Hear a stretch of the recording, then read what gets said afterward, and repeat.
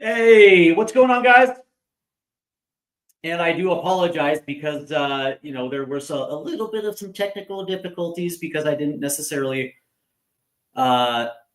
didn't necessarily get all the technical issues done before we started. But whatever, man. Uh, Listen, it's the first podcast of the week, and of course, because of the work schedule, these things just tend to happen anyway. All right, whatever. Let's get into it. It is stateside footy. I of course am your host, Steve Silver, and so the basis of today's podcast is the U.S. Men's National Team World Cup roster prediction shows, and of course, this is now going to be a new series. Why? The dust has settled on Mauricio Pochettino's first Gold Cup, a Gold Cup in which the U.S. men's national team came together, got to a final, and yes, it didn't end the way that I think all of us hoped it would be. But one thing that I will say is at least they tried their best against Mexico. It didn't work out. But now that the dust has settled on the Gold Cup, here we have this roster prediction show. And of course, at the end of every international window between now and World Cup 2026, we are going to have an updated version of this show. So let's go ahead and get into it. I hope you guys are enjoying your Friday morning. For those that are over in the UK, your Friday afternoon. And if you guys are still at work, hopefully your day goes smoothly and you get into your weekend. And it's absolutely awesome. All right. Before we begin, make sure you hit the like and subscribe buttons because we are on a race to 1,000 subs. And every sub that we get, every milestone that we hit, we are going to make sure that we take care of you just like you took care of us. This U.S. soccer community is absolutely brilliant. And I appreciate all those that have already subbed.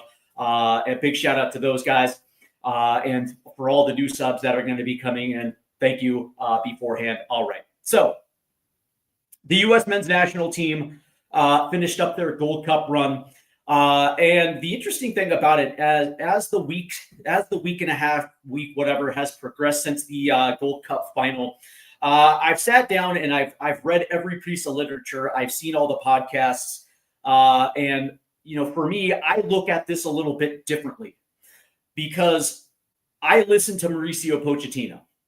And that's it. Don't get me wrong. I understand opinions and the way that people have framed what the Gold Cup was. But that being said, Mauricio Pochettino came out at the beginning of it and said, hey, listen, we want to win it. And so the roster itself reflected his desire to at least win a trophy, gain some momentum going into future international breaks as this thing gets to the point where he's going to name his World Cup roster. And from that standpoint, that's how I looked at the Gold Cup roster. The things that I take away from the Gold Cup the Gold Cup itself, is that Mauricio Pochettino, for him, it was about two things. It was about clarity and it was about trust. And the two are intertwined. And I think the interesting thing was the fact that from when he took over from his initial international window, I believe it was in October of 2024, through the new year, through the January camps, through the Nations League, I think he realized that there are certain players that he may or may not be able to trust. And I think he adjusted. Now, some people will say that Mauricio Pochettino doesn't understand the player pool or he doesn't care. I don't necessarily think that's true. And of course, when you ask certain people, they'll say, hey, well, just look at the Gold Cup roster because, Paxton Aronson, who was one of the best players in the Eredivisie, ended up being an injury substitute to a guy from MLS and Sean Zawadzki. And me personally, I think it's more, I don't think he doesn't understand the player pool. I think he has a specific set and a specific style of play, and he's looking for players that fit the mold of what he feels like somebody can do a job for him. And I think that's what this Gold Cup was all about.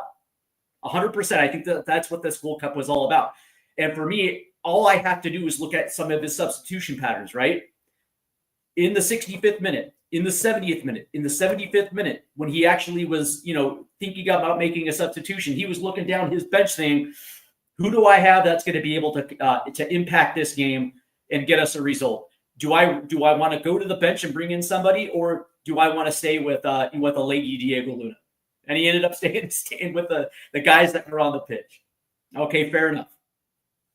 And I think what this is, with this Gold Cup roster and some of his roster selections, me personally, I think it was he's looking for people that he can trust at the back half of the roster when he's in the World Cup, and understanding there are certain players that have came in, played hard, got it definitely got him some results, and now when you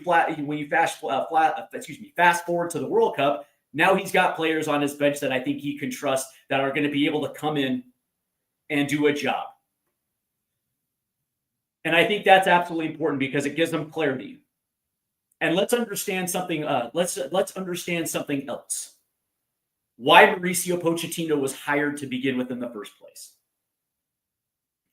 He wasn't hired to streamline the pipeline between the youth teams and the first team. That's not his job. He was not brought in to do that, and I don't think he was brought in to bring in dual nationals. If there's an opportunity to get one, I'm sure he would. I'm sure he would welcome it. But me personally, he was hired to take the core that was in place, the core that got to the round of 16 in World Cup 2022, and bring them from point A to point B on home soil. Me personally, that's the only reason why I think he was hired and paid $6 million to do it. And setting the tone, making sure that the mentality, making sure that the identity is going to be in place prior to that. And I think that Gold Cup was definitely indicative of taking those steps in order to get there. So, all right. Before we dive into this, I want to thank Wayne Bonner, who stopped by, who says, good morning, afternoon, everyone. Hope you're well. Poch will do a good job for you in the World Cup. I'm interested to see how he does. Thank you, Wayne. And that's the thing. It's weird because I'm a USMNT homer, but I also realize that this isn't just going to be a collection of our best European-based players to make the 26-man roster. I think it's important for everybody to understand that national teams, even good national teams, are a collection of players abroad and also players in their domestic leagues as well too.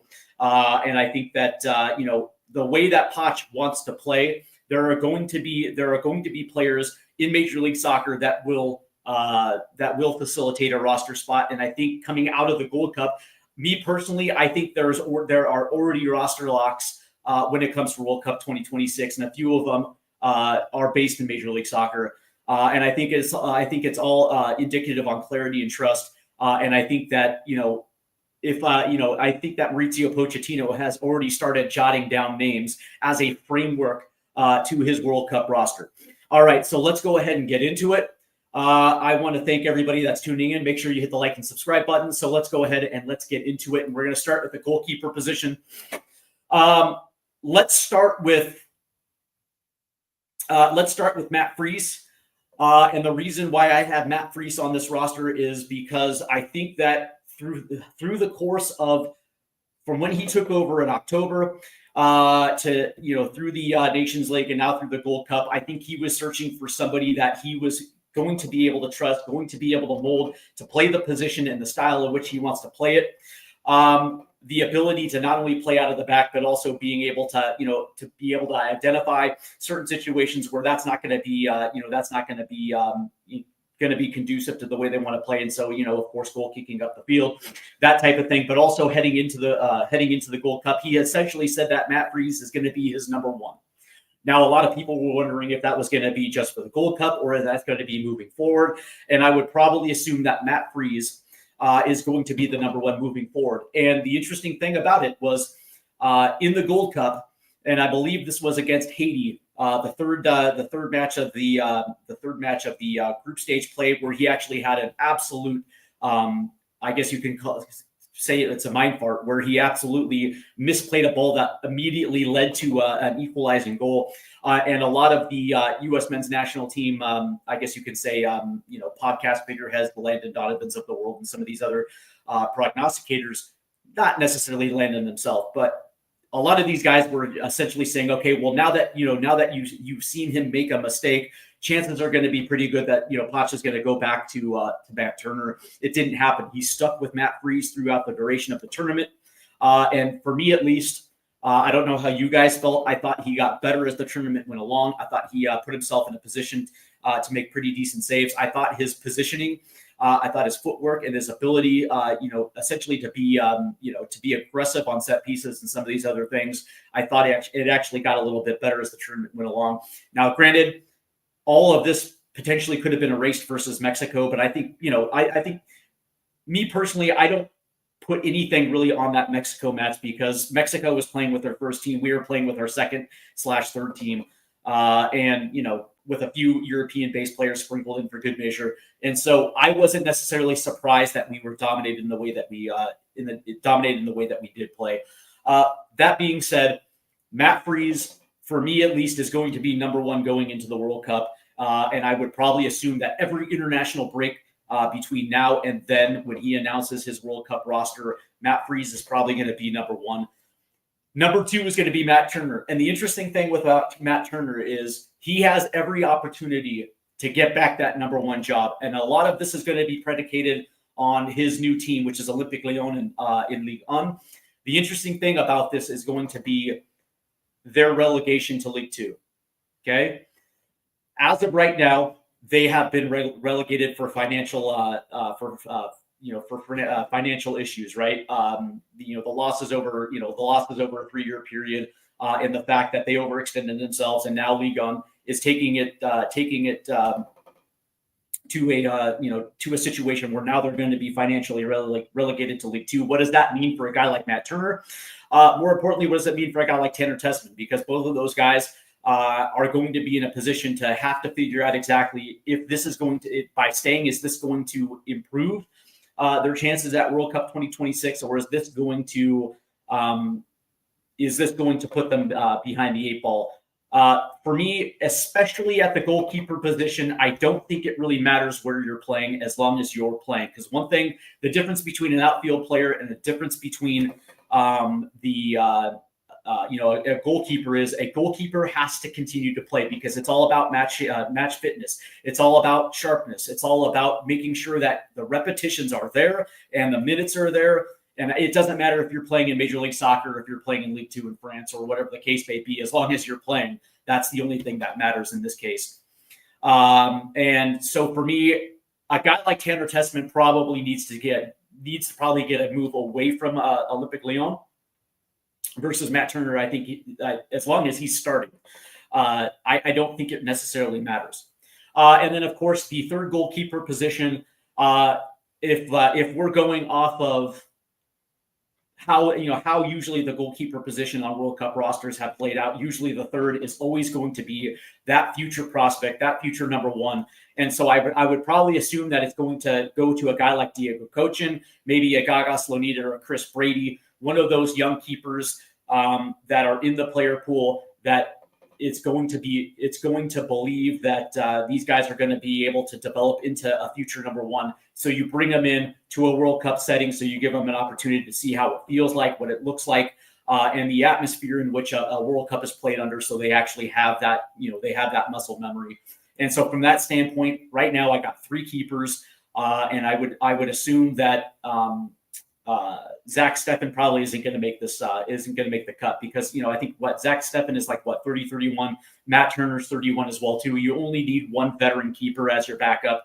And I would probably assume that Matt Turner is going to be that backup to Matt Freese. Now, the interesting thing is one of the things that Matt Freese has to do is continue to lock down that one, which means that the intensity in which you play that position at NYCFC is going to have to ramp up to a point where, maybe in the January window, if not the end of this window, potentially making that move overseas. I haven't heard anything up to that point, but it is what it is, right? So it's going to be indicative of Matt Freese taking advantage of every international window between now and then, and to solidify his spot at number one. And me personally, I would like to see Matt Turner put himself in a position where he's challenging it, right? Because competition is good for everyone at this position.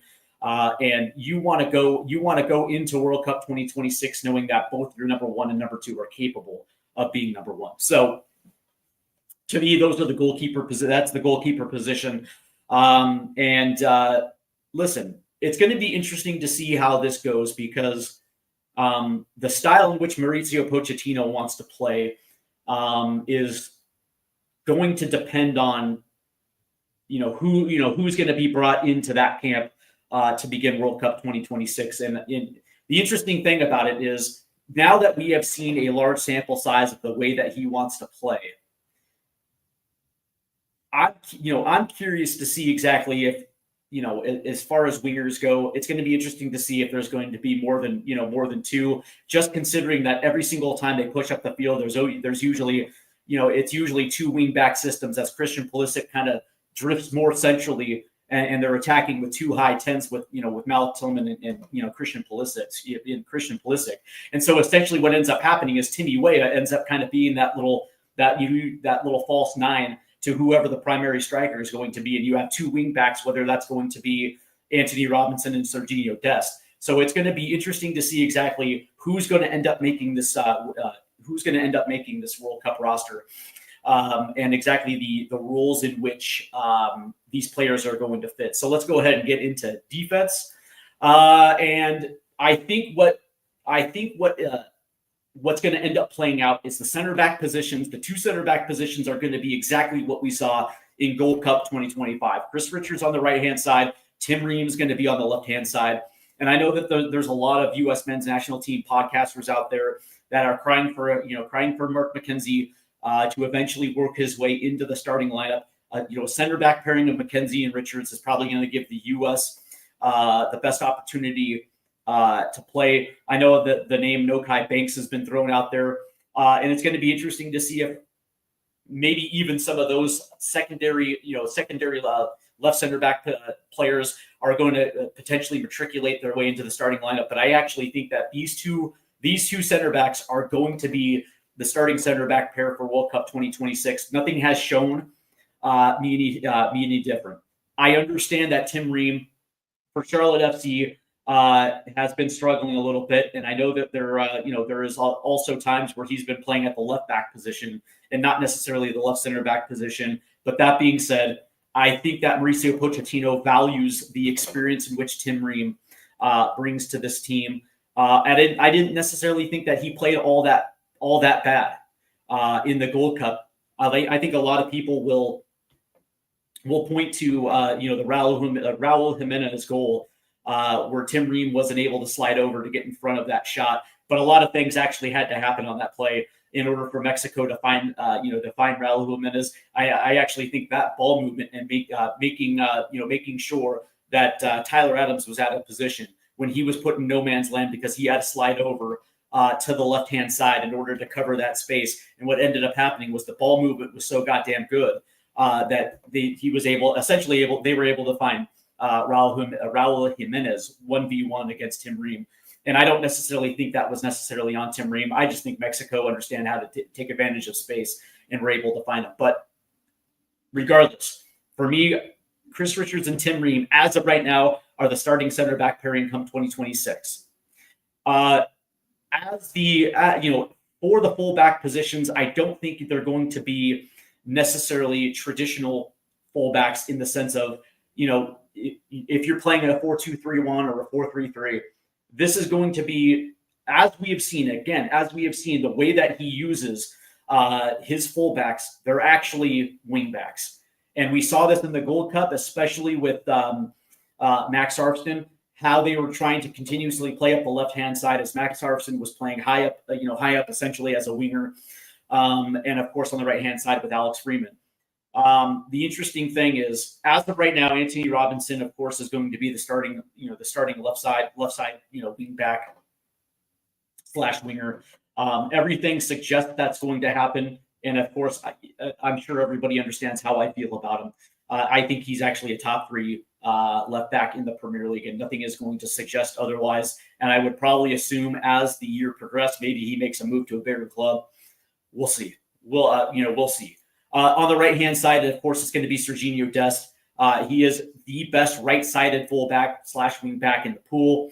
And yet, he was supposed to be back for this Gold Cup. Because he's still recovering from the injury, he decided to take this one off.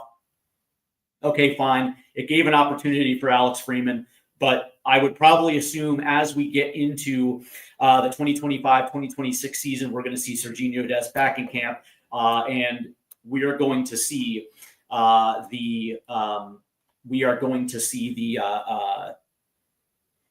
progression of a guy like Serginho Dest. The interesting thing of it isn't the starting, I guess you could say the starting four. It's going to be the backup positions. Before we doing that, I want to welcome in Dan Davenport. What's going on, my friend? I hope you're doing well. I hope you enjoy your weekend coming up. It's going to be quite interesting as, of course, Spurs kick off their preseason this weekend. So it's going to be quite fun. And of course, Dan Davenport and Wayne Bonner themselves are having fun in the chat themselves. It's going to, like, to me, this is going to be positions for the backup positions. And I think Gold Cup 2025 did something for me. It gave me clarity, but it also made me believe the process of Mauricio Pochettino, because as this tournament progressed, one of the biggest complaints was not only was it substitution patterns, but the fact that there wasn't enough rotation. And by the time this team got to the final, they were kind of gassed out. They were kind of leggy. And to me, what that showed was the fact that he trusted Alex Freeman more than, bringing on a guy like Nathan Harriel.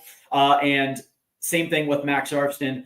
The times where they did bring in John Tolkien, I don't necessarily think that he took advantage of it to a point where moving forward, I don't necessarily know we're going to see much of John Tolkien unless something transforms at Holstein Kiel.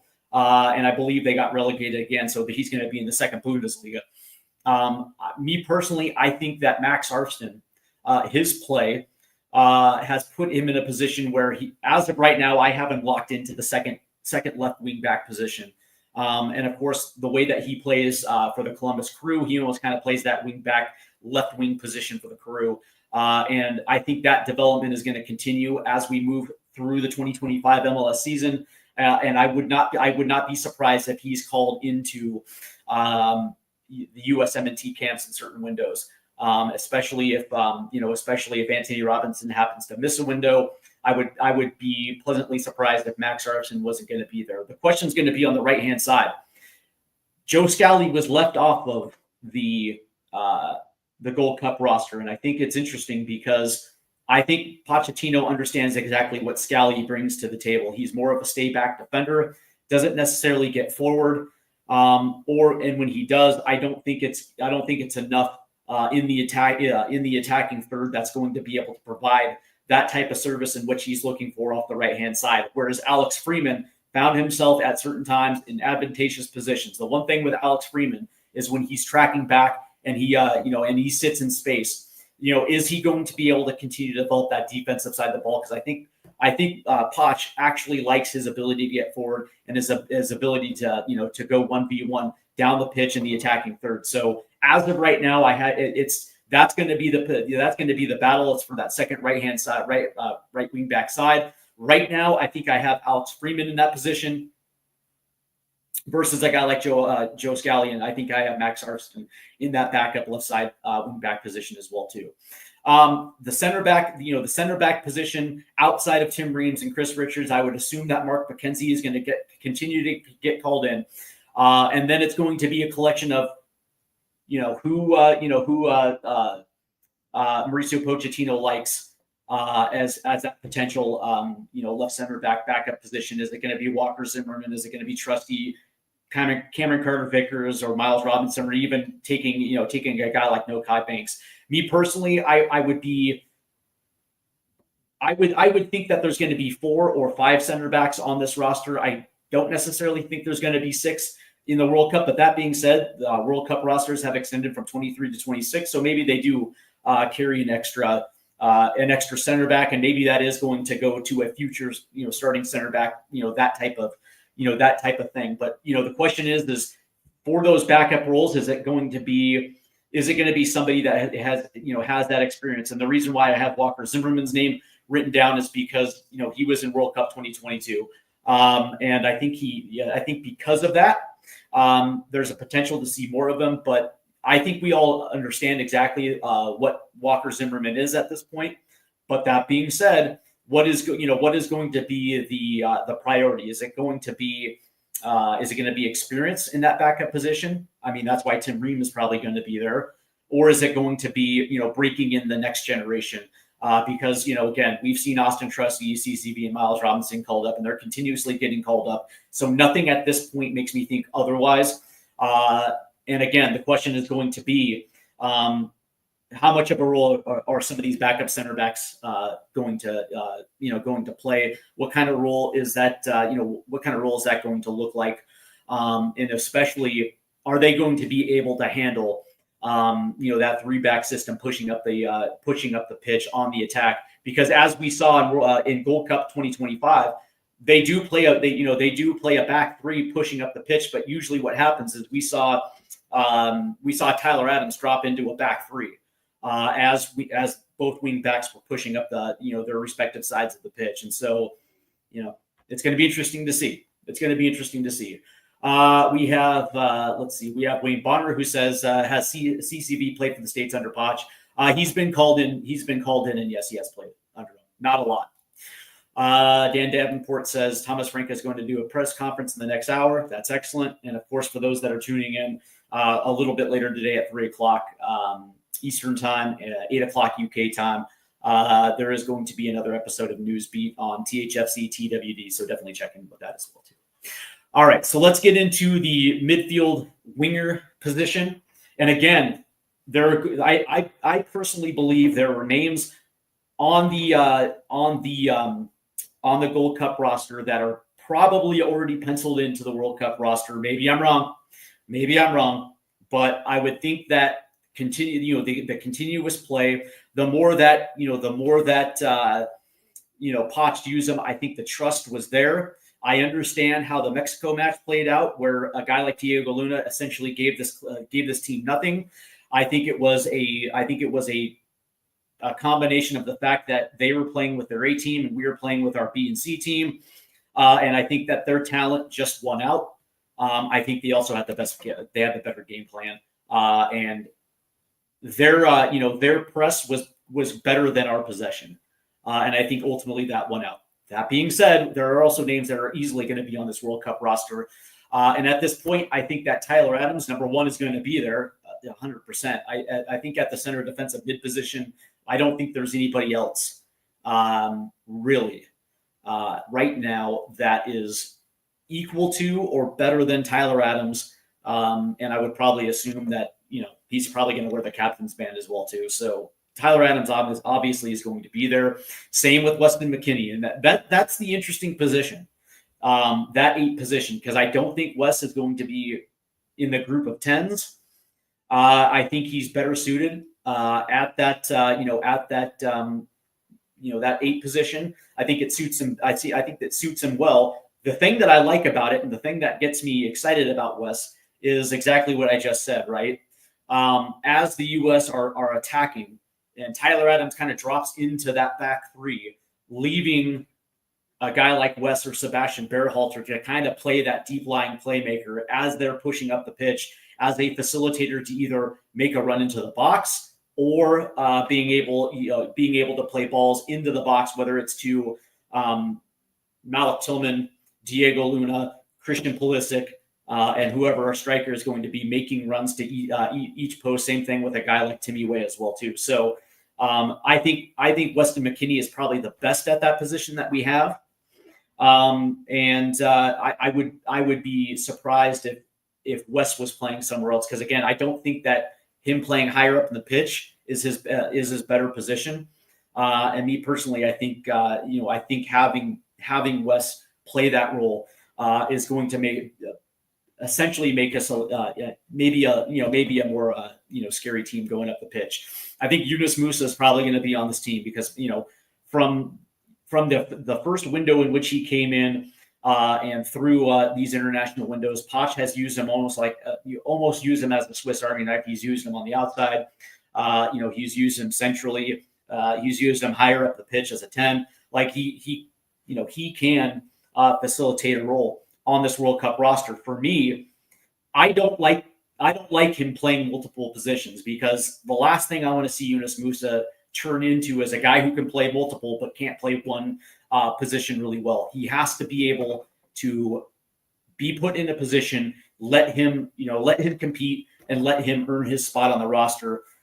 Having him play multiple positions and especially playing him out wide, I don't think he can do a job. And I think it's a waste of a roster spot if you're going to use it like that. Keep him in a position, let him earn a spot, and let him grow comfortable in a position as well too. And I think that's something that's going to benefit not only the U.S. men's national team, but Yunus Musa himself as well too, because he's going to be on the move this summer. He's not going to be staying at AC Milan, and I think the same is true for his club side. Is going to be true for his international side as well too. He's going to have to play in a position that's going to suit his strong suits, and that is actually going to help a team moving forward. I have Malik Tillman on this team as well too in the 10 position.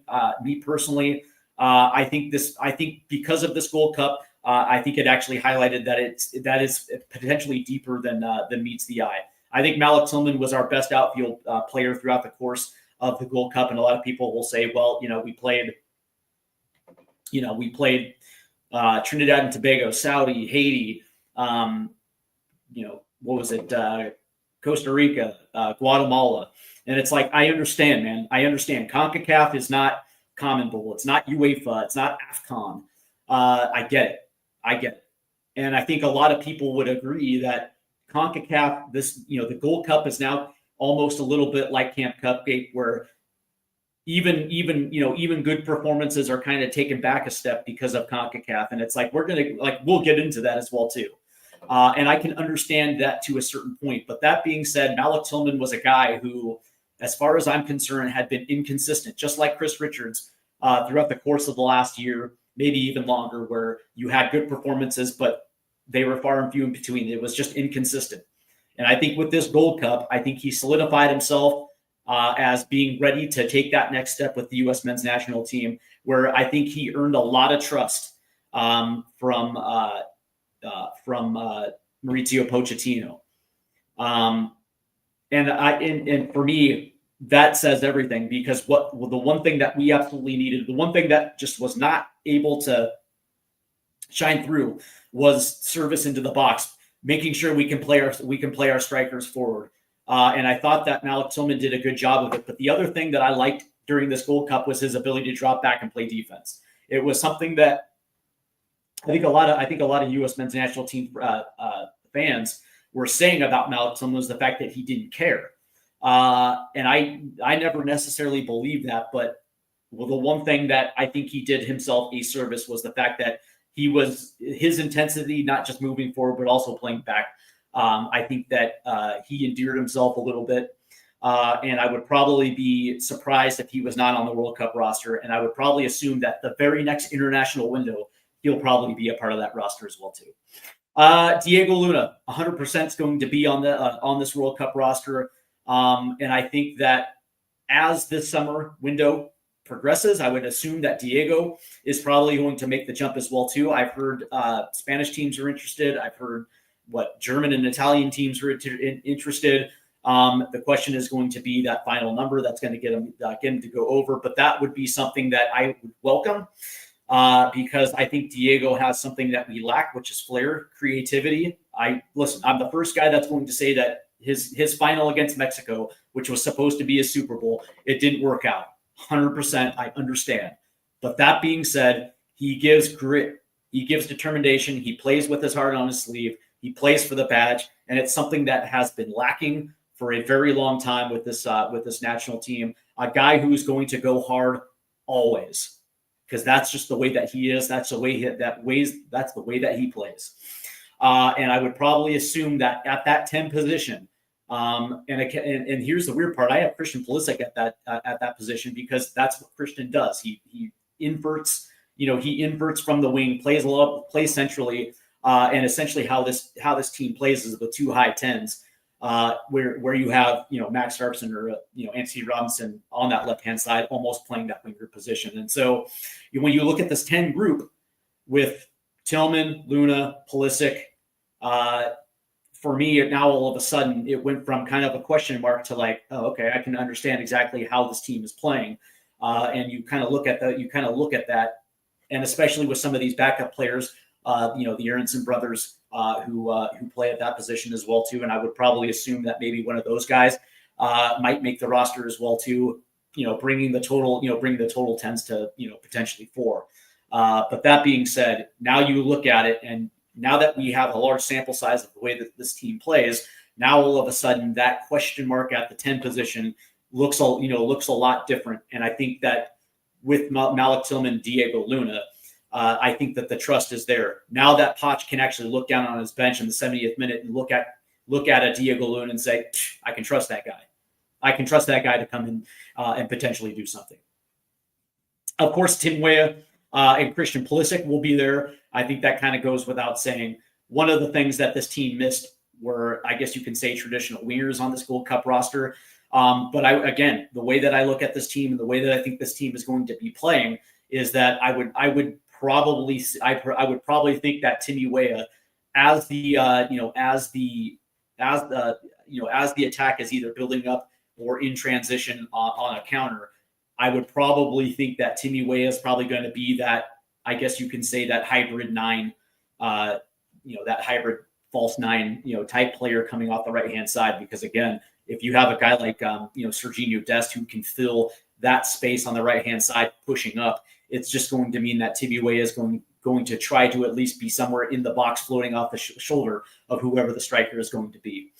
Now, here's where this is going to be interesting, because I do think that this is going to be a big year for both Johnny Cardoso and Tanner Tessman, because, again, we talked a little bit about Tanner earlier.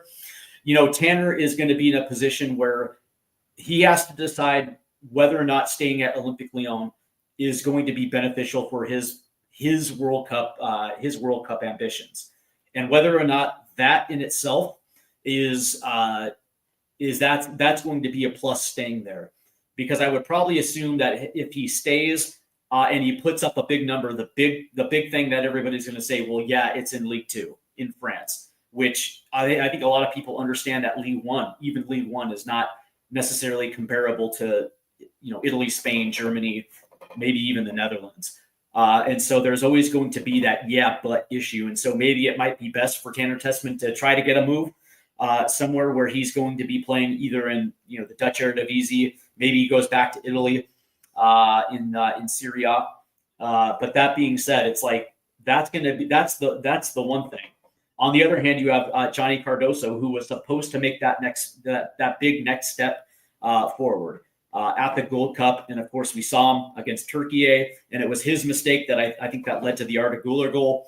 And of course, then he was sidelined through the rest of it with the injury. So we didn't see Johnny Cardoso do the things that a guy like Malik Tillman did, which is utilize that opportunity to put himself in a position where Mauricio Pochettino is going to be able to trust him. And so for me, it's not that CDM position. It's not about Tyler Adams. It's who's going to be able to facilitate a role where they have the full trust and confidence of Mauricio Pochettino. And right now, that is the question mark, because I think they only carry 2. And I think at times where, I really do believe there's going to be times where we're playing against a team that's going to push us in a position where we have to be far more compact, and we're playing in a 4-4-2 as opponents are pushing forward. And so there's probably going to be a situation where Poch is going to have to go to a situation where we're using 2 CDMs. And of course, he can trust Tyler Adams, but who's going to be able to facilitate that role? And that's going to be the question. This is actually more on Johnny Cardoso as it is on Tanner Tessman, because of the body of work at Real Betis last year. And now there's I think he's going to Atletico Madrid. And so now he's making a step up. And so it's going to be indicative of not just him performing, continuing to perform in La Liga, but it's also, if he gets called in, he has to maximize those opportunities if it's going to be far and few in between.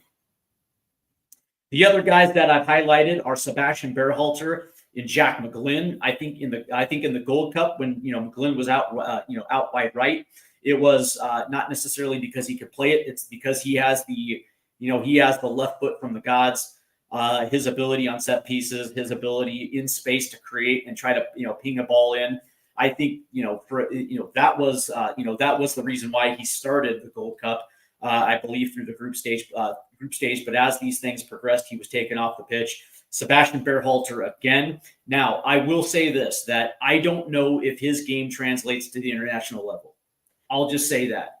But I also do know there were times where the U.S. needed a goal, and it was his set piece acumen, his right foot, that found Chris Richards twice. And this team is always going to need a set piece specialist. And some people believe that Jack McGlynn, Sebastian Berhalter kind of cancel each other out. They're both 8s in my book. And so the question is are they going to carry 3? I don't know. But that being said, again, because the World Cup roster regulations have gone from 23 to 26, you can carry a set piece specialist. Now, the one thing that you want, especially from somebody that is essentially on the roster for that, is their ability to actually being able to get in the game and actually do something outside of just taking set pieces. They have to be able to play at that level. And that's the question about whether with specifically those two. I don't know. I thought at times Berhalter looked good. And I as this Gold Cup progressed, you can see the trust that Pochettino had in him. Maybe more so than Jack McGlynn, but again, I look back at former World Cup rosters, and there was always that guy, that set piece guy who made that roster specifically, for late in the game where the U.S. took a chance, drew a penalty, and now all of a sudden you're 30 yards out, and you have that guy either with left foot or right foot being able to put a ball in on pinpoint accuracy to get a goal. The first name that comes to mind for me is Graham Zusi in 2024. A lot of people, especially me, didn't think that, he really had an opportunity, didn't really think he should have been on that roster. But that being said, he also facilitated that role as being that set piece guy late in games. And so I would probably assume that Berhalter or McGlynn are probably going to find themselves on the roster specifically to facilitate that role. I guess the question for you guys out there is, which one do you believe that is better at facilitating role? Is it Berhalter or is it McGlynn? Good question. Let's see. We have Wayne Bonner who says, is there an extension on Poch's contract or is it just up after the World Cup? There is. So here's the thing, right? His contract, the contract is through World Cup 2026, but there is also mutual clauses where if he wants to stay, he can renegotiate for another window. But he can also opt out as well too. So me personally, I don't think he stays past World Cup 2026. That's just my feeling on it. It says, Way is being linked with a few clubs. I have read somewhere, like there was a move to Nottingham Forest, which I believe that he blocked. And I think that that may or may not have been a wise decision. But that being said, it is what it is. I do think that he needs to make a move away from Juventus. But that being said, he needs to go to a team that is going to use him correctly, but also give him minutes. This is a big year for Tim Weah as well too. And also, lastly, I do have to talk about Gio Reyna because that is the wild card in this entire bundle. The talent is there. I think we all agree. Gio Reyna is exceptionally talented, but he is, his Dortmund days are pretty much done. He skipped the Gold Cup because he was going to play in the Club World Cup, and then of course he didn't necessarily play a lot. And Dortmund have already told him that he can look for a move elsewhere. And for me, it's the same thing. Like Gio Reyna and Matt Turner to me are like 1A, 1B. I don't care where you play, just as long as you're playing, because we have said this so many goddamn times when talking about Gio Reyna. It's like we all understand that there's a talented footballer in Gio Reyna, 100%. But the fact that he has constantly been dealt with injuries, and the fact that his playing time is start, stop, which kind of leads to some of these injuries. He just needs to go to a place that value him, that are going to give him the minutes, and that are going to allow him to be in a position where he can allow his talent, to win on. And whether that's in the Netherlands, whether that's in another German side, or whether that's back in Major League Soccer, I do not care, as long as he's playing. And I think that if that happens, and he is playing, and he's playing well, I would probably assume that Gio Reyna is probably going to be on the World Cup roster. I don't know if it's going to be a starting position. Obviously, that is going to work itself out through the international windows. And I would probably assume that Pochettino is going to give him some run. But I think it's going to be a short leash. Wayne Bonner, I think it would be good for both Poch and the States to carry on together after the World Cup. It just depends. It really does depend, right? For me, this is what I will say. If Poch gives the U.S. what they've always had, which is getting out of the group and getting into the knockout rounds, and I would assume that if he wins one, if he can upset someone, I would assume that his club career is going to be exactly where he left it, where he's going to be able to coach upper echelon teams. If he gets grouped and they flame out in the group stages, I would think that maybe extending it makes a little sense, but it's also mutual, right?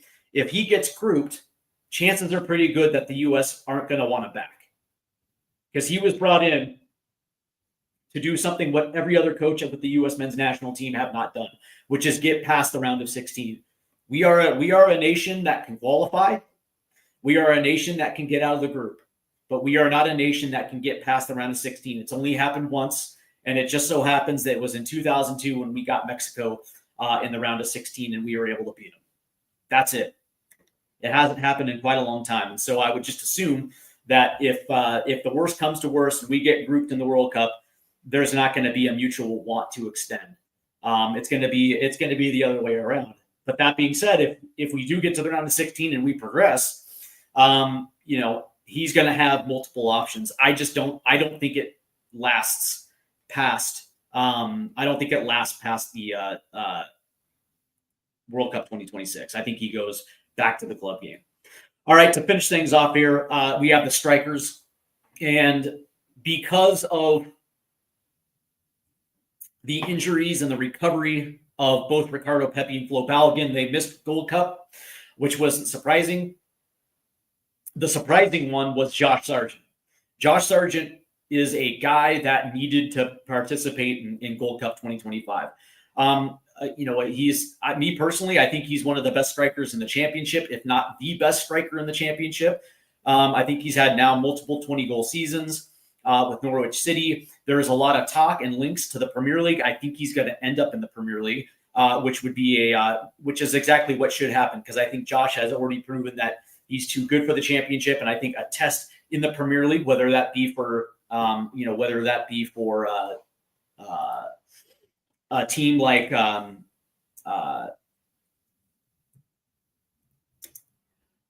whether that be a team like let me pull this up real quick.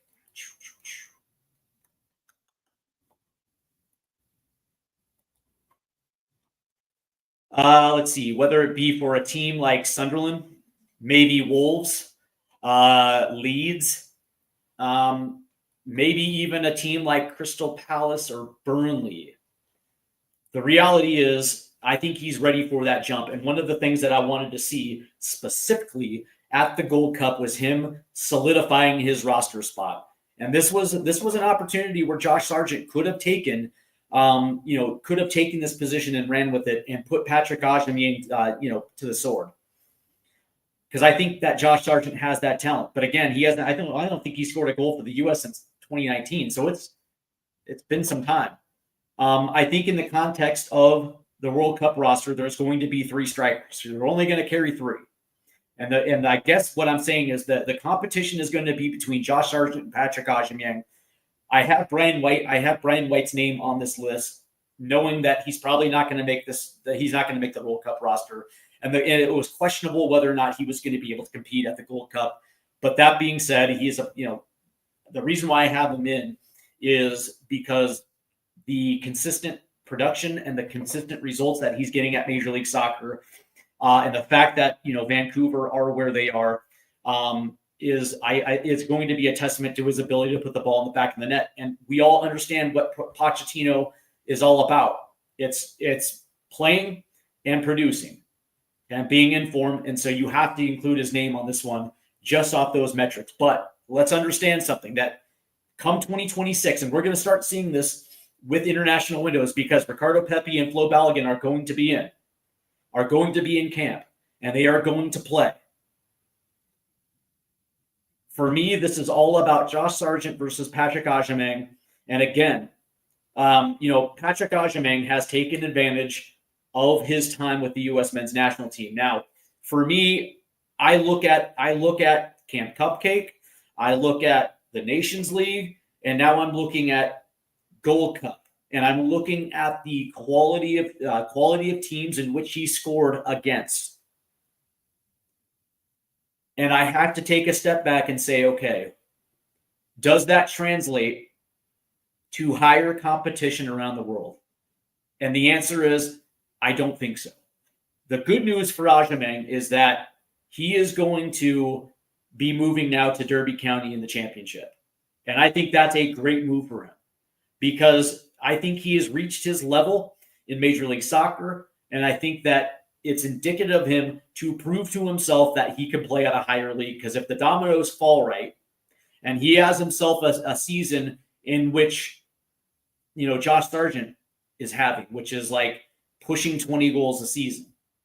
If he's in that 15 to 20 range at the end of the 2025, 2026 season, and he's healthy, and Josh Sargent does the exact same thing, whether that's in the championship with Norwich, he signed through 2028, or if he makes the jump and he takes advantage of his opportunity in the Premier League, these are what we like to call a good problem. Which do you think? Which do you take? And again, what kind of role is that going? What kind of role is that going to mean? Because I would assume that come the start of the season, the question is going to be: is Ricardo Pepi going to be healthy to start the season, or is it going to be like a month in, 2 months in, that type of thing, and then him returning to PSV? And the same thing with Flo Balogun. I think Balogun's going to be healthy to start the season, but I digress, right? So the question is going to be not just being able to start the season on fire, but also being able to understand that this is actually a marathon, not a race. The idea is to keep yourself healthy as possible, and let the dominoes fall where they may. Throughout the course of 2025, it's been Patrick Agyemang. Because of the injuries to Ricardo Pepi and Flo Balogun, it's been primarily Agyemang and Sargent. Agyemang, I think he's got 5-6 goals in 10 international appearances. So he's got the goal tally, which is why he continues to play. But I also look at the way that he plays, and a part of me always believes that maybe he's just not good enough for this level. I acknowledge the contribution, but then I look at a guy like Josh Sargent, who I listen. I'll just say this: it's the lack of the goal scoring that has me worried about Sargent, because I think he should have played in the Gold Cup. I think he should have taken that opportunity and ran with it. But I think tactically, the way that Pochettino needs his strikers to be, I think Josh Sargent is the better player. I think he's better in the holdup. I think he's a better facilitating 9. I also think that he plays off shoulders pretty well. I think that the things that people praise Patrick Agyemang, Josh Sargent has been doing it for a while now, and he's been doing it at a high level in the championship. And me personally, I would probably take Josh Sargent. But that being said, as these windows progress and as the season progresses, as we're continuing to do these World Cup roster prediction shows, as we update some of these things after every transfer window, it's going to be interesting to see exactly how these things pan out. Because, I think 2 of these striker spots are already taken, and it's going to be that third striker position that we're going to continue to monitor as this thing continues to progress. But as of right now, this is where I stand with the striker positions. For me right now, it's Pepi, Balogun, and Sargent. But I think Patrick Agyemang is 1B to Josh Sargent's 1A for that third striker position. And I guess the real question for those out there is does that third striker position even matter? Potentially. So, all right. as we're moving to the end of today's show, I want to thank everybody for tuning in. I want to thank Wayne Bonner and Dan Davenport, who took the time to drop into the chat. You guys are absolutely fantastic. I want to thank all those that were tuning in today for this. I guess that I guess for me is that of all the things that we've heard Pochettino talk about, to me, it's all about winning. I think that is the identity in which that he wants to forge his teams moving forward. It's being able to handle your business when you come in and use every international break as an opportunity to get this team in a position where we're going to be ready for World Cup 2026. And the biggest thing for me moving forward isn't the players that were there. It was the players that elected not to participate. And whether or not they're going to, I guess you can say, heed the advice of Mauricio Pochettino, because it's not the same U.S. men's national team, the same comfortable environment in which Greg Berhalter fostered, where essentially these guys came in and were able to play golf and eat dinner with their friends. That's not the U.S. men's national team anymore. And so whether or not they're going to understand the accountability portion of this, and whether they actually have the ability to be humble and apologize and come into camp, treat it like business, and be able to move forward.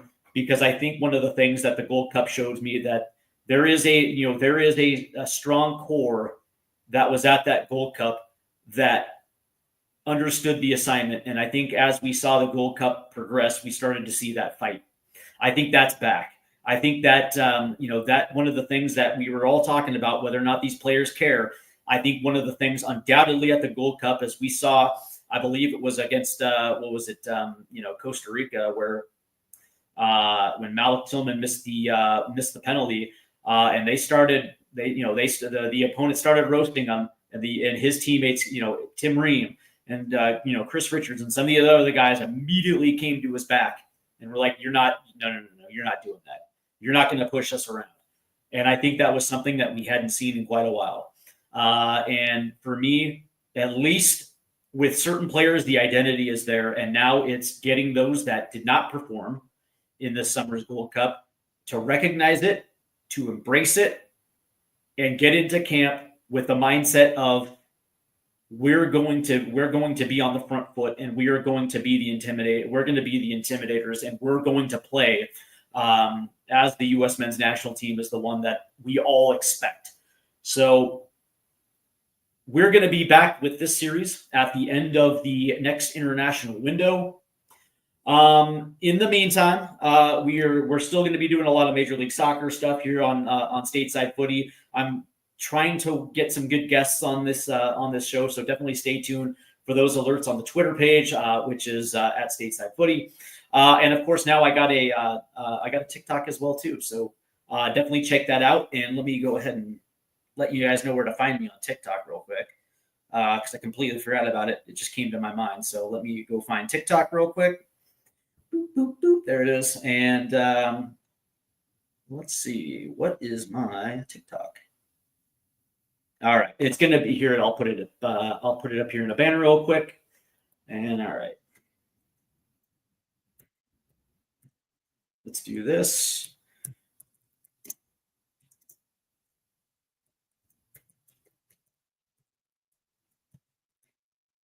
And we'll do this.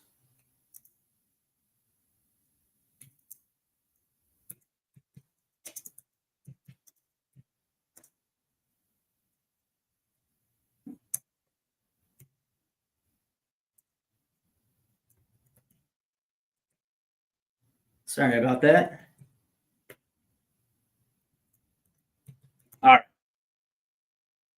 All right, so let's do this. You can find me on Twitter at Stateside Footy, and of course, you can find me on TikTok at Stateside Footy. So definitely head over there. I'm available all the time. So if you guys really do want to talk some ball, get at me, man. There's multiple ways you can do that. All right, so moving forward today at 3:00 on THFC TWD, we have another episode of Newsbeat, and of course, we're going to be covering the Morgan Gibbs White saga. when it comes to Tottenham Hotspur. And of course, me personally, I believe that this is much to do about nothing. And Morgan Gibbs-White will be a part of Tottenham Hotspur very shortly. So we're going to definitely go into that. Tomorrow, I believe it is going to be the opener, the preseason opener against Reading. And of course, I believe that me and Derma are going to be on the call for that watch along as well too. And on Sunday, we debut the Premier League show, which I believe it's Football Till We Die, which covers all things Premier League. And of course, the MLS watch along returns this weekend as well too. And that will be up a little bit later. And at that point, this afternoon at 3 at the end of Newsbeat, I will let you know exactly what matchup is going to be featured this week. But the MLS watch along definitely returns along with the Saturday morning Tottenham show as well too. So there's a lot of content going on. Definitely stay tuned. Make sure you hit the like and subscribe buttons. But more importantly, enjoy your Friday afternoon, and I hope you guys have a wonderful weekend. Because again, man, the weekends are the best time, man. Hopefully everything works out. Enjoy your time with your family. Have a great day, guys.